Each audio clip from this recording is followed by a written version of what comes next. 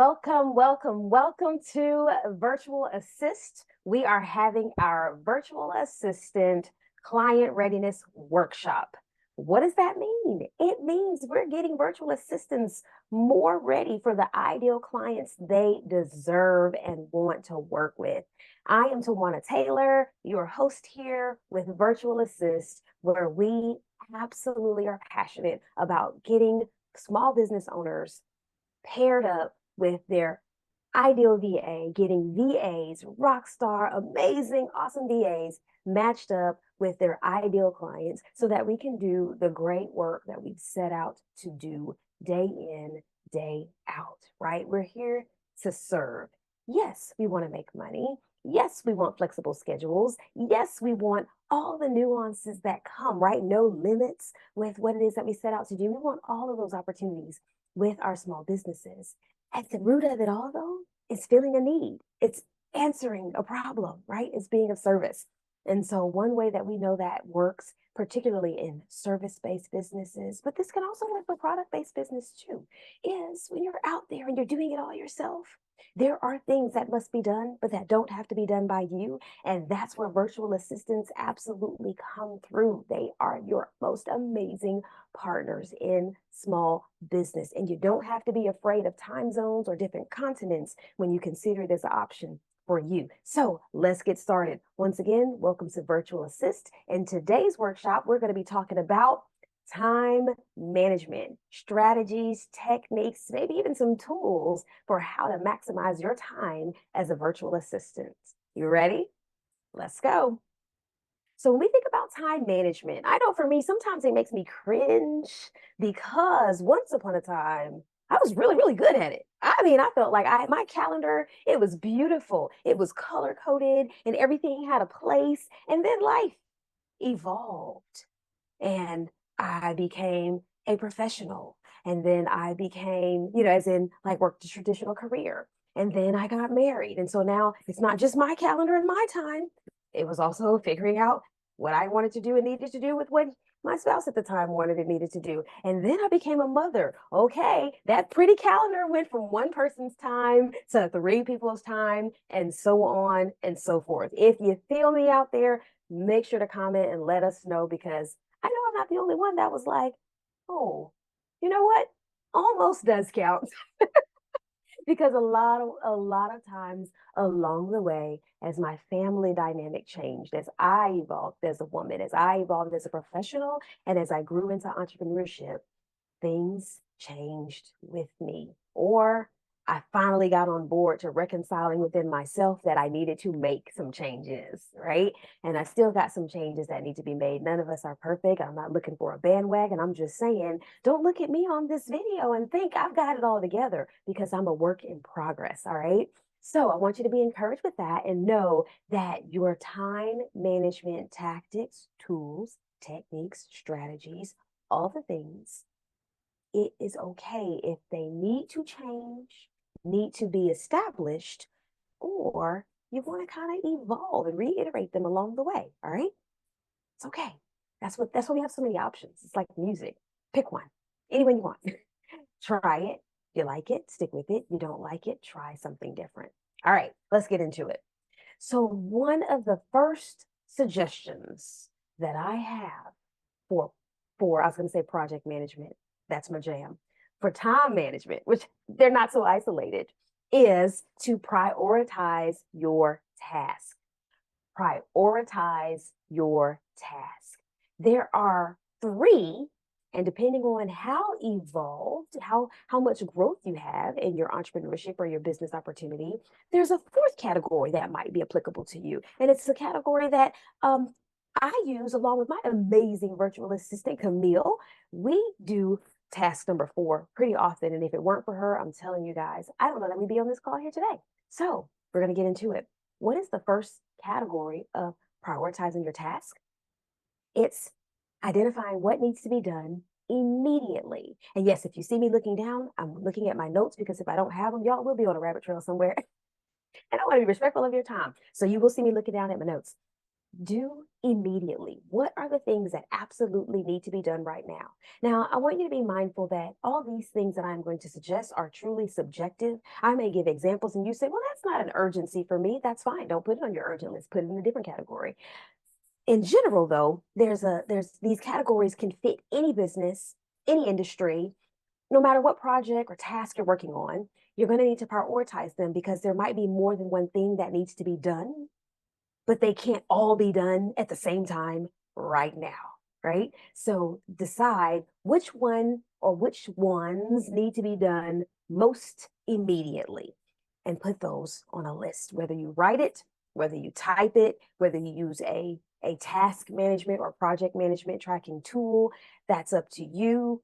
However, capturing it, getting it out of your head, and making space for your brain to process what you're going to do so that you can do it well is very, very important. So, prioritize your task.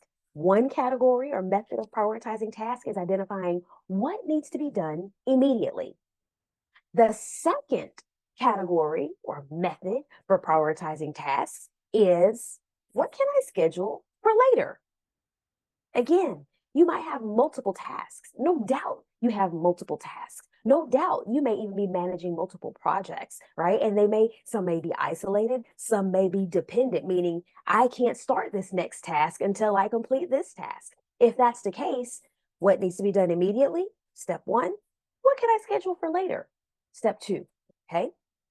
Your third category for prioritizing tasks is going to be what can I eliminate or defer? What can I eliminate or defer? Sometimes when big ideas come to us, whether they are our own or whether they are shared with us from somebody else, we might need to kind of provide some support, some consultation, and say, oh, that's interesting. I think that's nice. But have you considered, right? Or if we implement this tool, or if we do it this way to make it more efficient, we can remove that step altogether, or we don't need that part of the process, or we don't need whatever those actions are. You might be able to make it more efficient and eliminate some things off your list based on what you determine is most important. What do we need to do immediately, right? And what can we do later? So, what do we need to eliminate? Now, if you're like, nope, Tajuanna, I can't eliminate it. I cannot take it off the list. It has to happen, but it's not immediate. Then is it something that can be deferred, meaning you just put it to the side? It doesn't make your immediate list. It doesn't even make your schedule later list. It makes your, if I do it, that'll be nice list. Or do you have the option to delegate? Delegate. That would be item number 4. So there are a lot of things I share with business owners when they say, oh my gosh, I'm the only person that can do it. And I'm like, you're lying. There's always something that must be done, but that doesn't have to be done by you. Now, what those things are to you might look different in comparison to what they may be to me.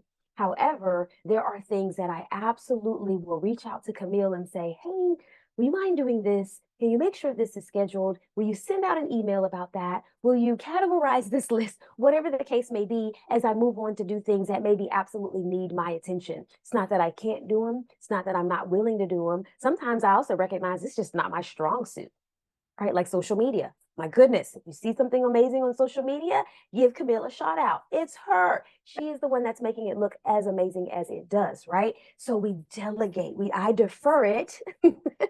Sometimes not a good thing because Camille has to remind me, send me X, Y, and Z, right?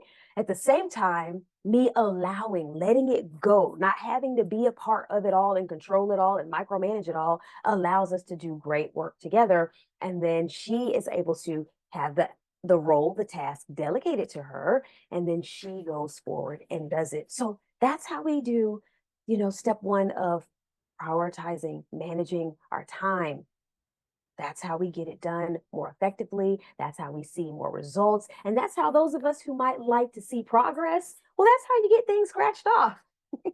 That's how you actually recognize that you're getting something done, right? Because you categorize them in a way that's practical for you to accomplish. All right. So prioritize tasks is method number 1 for time management as a virtual assistant. Method number 2. Now, this one is one that I really like because it allows me to focus, to really hone in. Those of us who are professionals that specialize in many things, you know, in many types of projects and opportunities, we like to multitask.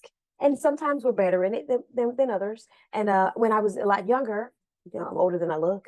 When I was a lot younger, I was way more proficient at multitasking. Now that I'm getting older and life things have happened, I am a survivor of a traumatic brain injury and all the things, I have learned I can hardly talk and type at the same time, right?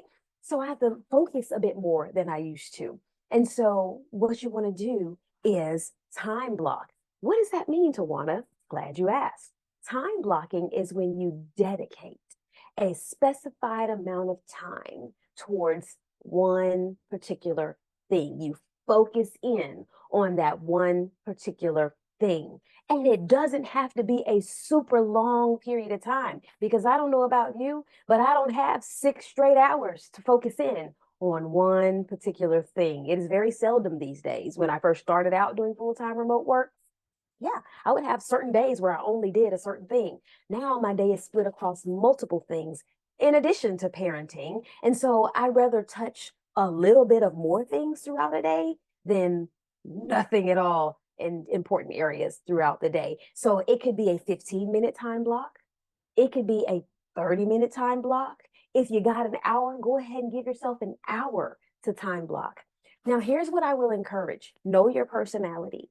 Some of us out here in the world have difficulty transitioning, which means when that time is up, we're not ready to move on. So that is a challenge, right? I don't want to just sell you the highlights. I want to inform you about the challenges as well that could come with a strategy like this. Because let's say you give yourself 30 minutes, it might take you 20 minutes to really get into it. So then that means you've got 10 dedicated minutes left to do what you can. Now, if at the end of that 10 minutes, right, that time blocking, you hit 10 minutes left, you got your timer going, and you're like, oh man, I'm just getting into my groove and I'm not ready to stop. You have the autonomy to look at your schedule and decide, can I keep going? Or do I need to be responsible and actually stop here because there is something else that requires my attention, my commitment, my follow through? So if you struggle with transition, this might not be the best strategy to use. I also would say try it though, because you might be surprised how well it does work for you. And again, if it doesn't, pick a different strategy, okay? So we've talked about prioritizing your tasks based on importance. We've just talked about time blocking, right? Again, it doesn't have to be a super long, extensive period of time. If you got 5 minutes to spend deleting emails, if you got 20 minutes to send out calendar appointments, if you got half an hour to draft your next email campaign or record your next podcast or a video short or something, whatever these things are that need to be done, give yourself the opportunity to do it if that's your jam. And if it must be done by you, time block it. All right. Tactic number 3. This is what we call a technique. You may have heard of it before, but it's called the Pomodoro Technique. I want to make sure I'm saying it right. Pomodoro Technique. This is a technique where you work for a set period of time and then you take a break for a set period of time. And then you work for a set period of time and then you take a break for a set period of time. This is good for those of us out here in the world who have short attention spans. If you're like, oh no, there is no way I can do an hour straight. Right? We have some who are laser focused, and then we have some of us that we get fidgety and we need a snack and we need a sip of water and all the things. The Pomodoro technique may be for you because you will set yourself typically a minimum of 15 to 25-minute time block. So it's still a blocking technique. But then when that 10, that 15, 25-minute time interval is up, you take a break. It doesn't have to be a long break. It could be a 5-minute break. It could be a 10-minute break. It could be an equivalent break, 15, 25 minutes. And then you go back to work for your next 15 to 25 minutes. So that's called the Pomodoro technique because you work, you take a break, you work, you take a break. During those breaks, that's your opportunity to get mobile. That's your opportunity to refuel. Maybe you need a snack. Maybe you need a beverage. Maybe you need, put some music on. Maybe you need to take a bio break. You're an adult. Do what it is that you need to do. However, let it work for you, not against you. Okay.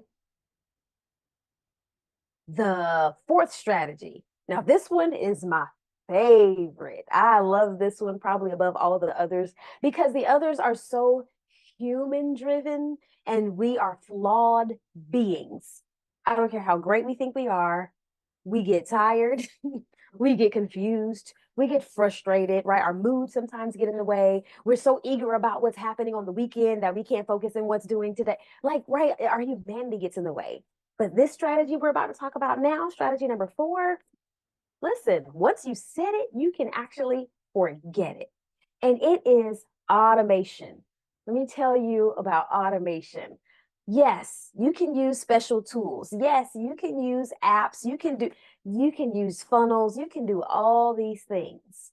But here are some simple, practical ways that I use automation every single day. And people are like, Tajuanna, don't be so extreme. No one always ever. You're right.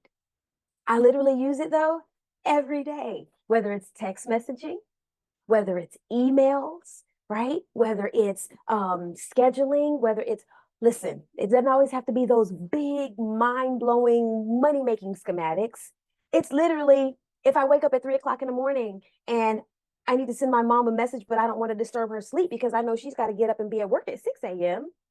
I will schedule a text message to her to go out when she's at a time when she's going to be awake, right? So that way I'm not blowing up her phone at 6 a.m. Oh, forgive me. I need to be mindful of my words because unfortunately, there are some really disturbing things happening in the world with mobile devices. I apologize. I need to be mindful. Our world is evolving, and sayings that we used to say casually now can come with some hurt or frustration. So I apologize for saying that. Let me use another phrase. Instead of causing her phone to ring and ding all throughout the night while she's getting her precious sleep, I can schedule a text message to go to her at an hour that works for her, not just at a time where it's on top of my mind, right? Same thing with emails. I tend to be a night owl. I am up when most people are good and sleep or resting in the evening or in the wee hours of the morning. And that seems to be when I get some of my greatest ideas or some of my most like I don't know, like best productivity. And so I like to write emails. I'll draft emails to people for whether it's, the next step that needs to happen. Maybe I reviewed a proposal for someone. Maybe I am, I don't know, whatever it is that I'm doing. I'll draft the email. It could be 1, 2 in the morning, but the email will go out nice and politely at 8 or 9 a.m. during regular business hours. And to them, it looks like I'm right on par. I've started my day off early. I've got these things. I'm just on top of the ball. Well, typically at 8 o'clock, I'm not sitting at anybody's computer. I'm in the car dropping my daughter off to school. Maybe I'm on my way to the gym. Maybe I'm on my way to the pond to just sit and watch the water and the ducks go by because I need mental rest, right? But as far as the other recipient knows, they have what they need. Who cares that I wrote it in advance and sent it? The principle is I got it done, didn't drop the ball, got it done. The ball was out of my court, now into the recipient's court, and I can move on about my way and they can address it now at their availability. So those are just some practical ways to use automation. Now, if you're wondering what are some of the big ways to use automation, big ways to use automation would be like to schedule your email funnels, right? Let's say you have a workshop going on, like we did. For this opportunity, this client readiness workshop, we will, if we plan in advance, sometimes we are doing it live, right? But if we plan in advance, if we know 3 weeks from now, we're going to have a VA workshop, we've identified the topic, and we want to send reminders and so on and so forth. We don't wait until the clock hits a certain time and get on the computer and send that reminder. We can schedule all those reminders to happen, to go out today and to happen when we want them to. I also do that for a small business that is actually, it's a faith-based organization. They do not have these big major, well, for this particular program, the budget doesn't permit for use or an additional account for, the email marketing services that we all know and love and the text messaging platforms and all the things. So because it's a startup program, because it's very grassroots, because the budget is very, very tight, I sit on Microsoft Outlook and I will schedule emails weeks ahead for the schedule that I know is going to happen. And it might take me my entire dedicated work time for that particular project to just do that. But once it's done, folks, it's done. I don't have to wait until the day of when I'm running around gathering the refreshments for that evening's event and all the things to say, oh no, I forgot to send a reminder email to the participants. It's already happening. It's already happening. Scheduled it weeks ago and it's done. So use automation to your advantage. So we talked about prioritizing your tasks. What's important? What must I do immediately? What can I schedule for later? What can I eliminate? And what could I possibly delegate, right? We talked about, what's the second one? Forgive me. Time blocking. Time blocking. Giving yourself dedicated time to focus in on a very specific thing and doing that thing and that thing only in that dedicated time. We talked about the Pomodoro technique, when you work and take a break, and you work and you take a break. Use these to your advantage. And then we also talked about automation, which makes me do a happy dance because I love it. It feels so good when you get an email that you forgot you wrote because you wrote it like 2 weeks ago. Like, that's so fun. So use that to your advantage, right?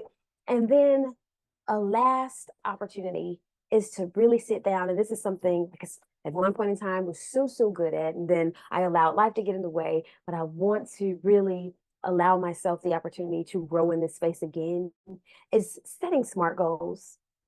SMART goals will actually help with time management because they will give you something to know what you're working towards. What are you working to accomplish? What are you establishing? What are you rebuilding? And not only the what, but by when? By when is this going to happen? And not only by when, but for who? Who will get the greatest impact of what it is that you set out to do? SMART goals, you can go out there and use YouTube University. It is an acronym, SMART, specific, measurable, attainable, relevant, and time specific. If you use those prompts when you're thinking about what do I need to do today, and you choose any one or so of the time management strategies that we've walked through today, you will find yourself getting more of the things accomplished that you actually aspire to accomplish, or that you're actually paid to accomplish, or that you actually set out, right, to accomplish because you know they need to happen, or you've gotten clarity about what needs to happen and you've made up in your mind, I'm going to do this thing no matter what, by any moral means necessary. We're going to get it done. Those are the 5 techniques for time management, maximizing your time as a virtual assistant that I wanted to share with you today. I hope you found this so helpful. Let us know in the comments below. You are welcome to email us, Tajuanna at virtualassist, so that .com, so that we will know how you feel about this, what questions you have, how this helps you. And hey, if you have a topic or something you're like, I need more help in my business, tell me this, Tajuanna. I've tried to figure it out, but I'm just not getting it. Send it to us and let us know. And we'll be happy to respond to that because that's what we're here for. We're here to help you be so much more successful, so much more client ready, and so much more available to do what you love with who you love, whether it's for your work or for your leisure. Remember to join us next time right here on Virtual Assist, here on our YouTube channel, so that we can give you more virtual assistant client readiness workshop information, skills, tips, techniques. See you next time.